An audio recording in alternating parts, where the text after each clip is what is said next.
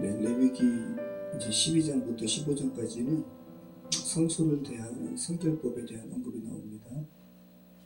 이제까지는 부정한 짐승을 먹은 부분에 대한 규례가 나왔죠. 오늘부터는 여자의 출산 이후의 부정과 정결, 또 문둥병에 대한 부정과 정결, 또 유출병에 대한 부정과 정결에 대한 규례가 차례로 언급됩니다. 오늘 본문의 여인의 부정과 관련된 언급은 위생적인 이유도 사람들이 이렇게 말하기도 하지만 종교적인 것으로 봐야 됩니다. 이른바 죄가 유전된다는 측면에서 산모의 부정을 언급하고 있다는 거예요. 모든 인간은 죄 가운데 태어납니다. 다윗이 시편에서 이 부분을 언급하죠. 모친이 죄 가운데 자신을 잉태했다고 그 이야기합니다. 시편 51편 5절에 내가 죄악 중에서 출생하였으며 어머니가 죄 중에서 나를 잉태하였나이다. 아담 이래로 모든 인간이 죄 가운데, 영적인 죽음 가운데 이렇게 출산으로 인한 원죄가 유전되고 있습니다. 레위기의 산모의 정결 규례도 이와 같은 부분으로 이해되는 거죠. 자, 창세기 3장 1회로 죄 가운데 출생한 이들을 하나님께서는 하나님의 자녀로 회복시킬 것을 말씀하시고, 그죠? 그 언약의 징표로 내가 너희를 꼭 살릴 것이다. 그러면서 그 언약의 징표로 할례받게 하십니다. 창세기 3장 1회로 죽은 이들을 회복시키시면서 말씀이죠.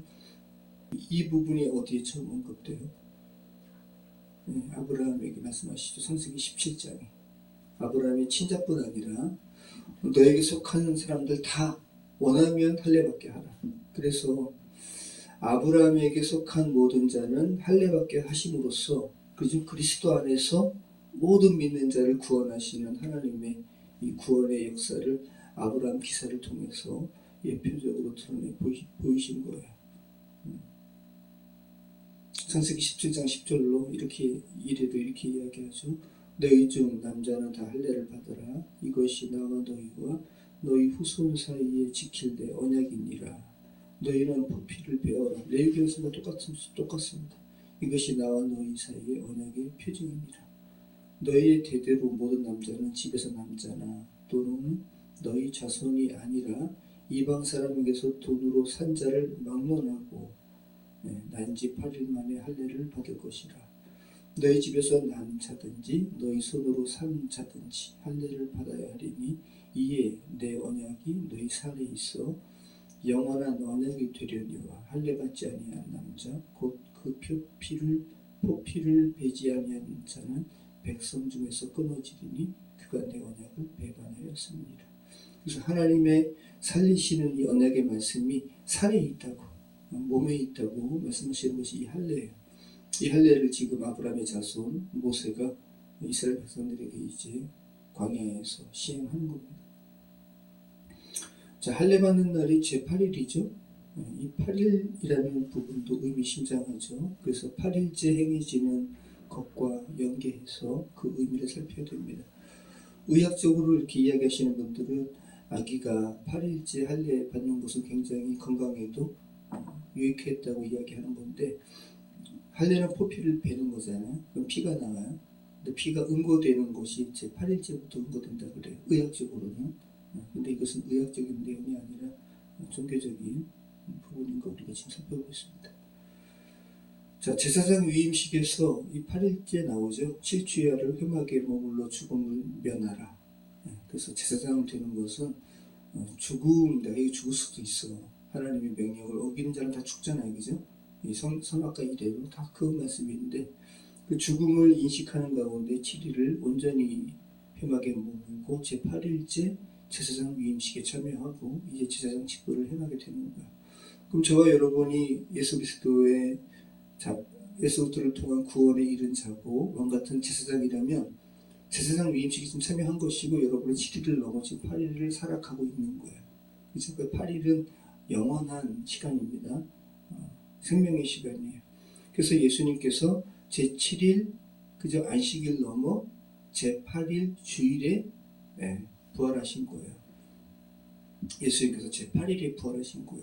그래서 제8일은 예수 그리스도께서 죽은 자 가운데서 부활하심으로 첫 열매가 되신 날이고, 우리가 그분에게 속해서 우리가 제8일을 살아가는 것이고 제8일은 죽음에서 생명으로 회복되는 첫날인 것입니다. 자, 다시 한번 오늘 할례 말씀 여러분이 이렇게 읽으셨는데 주님께서 죄 가운데 너희가 죽지 않아도 된다라는 이 아담 이래로 다 죽은 인간에게 다 죄악 중에 모친의 죄성 가운데 출생한 이들에게 너희 이제 죽지 않아도 돼 라는 하나님의 이 징표를 언약의 징표를 세 번이나 말씀하셨어요. 하나는 육체, 그죠? 오늘 우리가 이건 살을 베어버리는 할례. 또 하나는 시간에, 그죠? 안식일, 이거 안식일도 징표라고 말씀하시거든요. 안식일은 시간에 두신 하나님의 언약의 표징이죠. 또 하나는 공간에 걸어두셨죠. 무지개. 내 공간 속에 내가 무지개 걸어둘 거야. 이것이 너를 향한 나의 언약의 표징이다. 말씀하셨어요. 우리는 죄 가운데 죽지 않아도 돼요. 근데 이 사실을 믿지 못해서 사람들이 스스로 죽이고 남도 죽이고.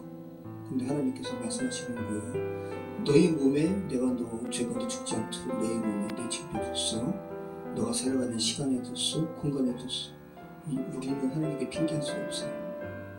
다시 한번 우리를 살리시려는 이 하나님의 언약의 말씀 깊게 묵상하시면서 오늘도 생명을 살아가는 저와 여러분 되었으면 좋겠습니다. 기도하겠습니다. 참 좋으신 하나님 감사합니다.